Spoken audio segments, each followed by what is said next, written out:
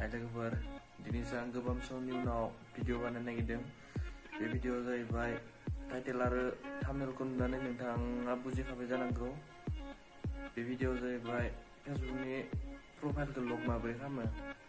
दा नोंथाङा नायलांदो, आङो स्क्रिनाव दिन्थिलांबाय थानोसै, नायलांदो नोंथाङा। लोगोफोर मोजाङै गोसो होना नायदो।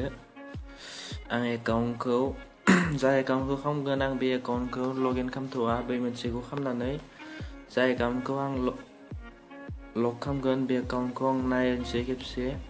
नायदो लोगोफोर, आं नैबे नीलकमल एकाउन्टखौ लक खालामगोन आरो बे एकाउन्टखौ आङो लग आउट खालामनानै दिन्थिनोसै। बिनि उनाव लग आउट खालामनायनि उनाव लोगोफोर नोंसोरो नै मोनथाम डट खनायाव थुनांगोन। थुनायनि उनाव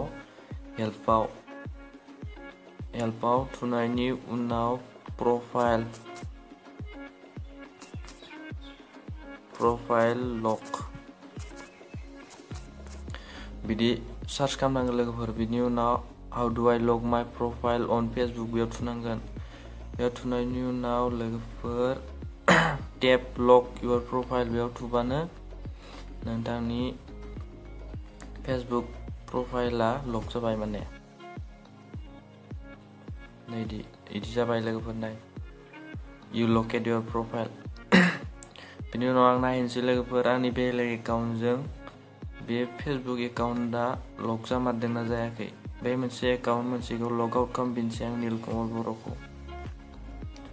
बिनि उनाव खालामनानै नायनोसै लोगोफोर, बेयाव नीलकमल होननाय एकाउन्टखौ लक जादोंना जायाखै। नायोबा बेनि उनाव नील लकेट हिज एकाउन्ट, बेयाव आंनि जेबो नुला, फट'बो नुला, जेबो नुला।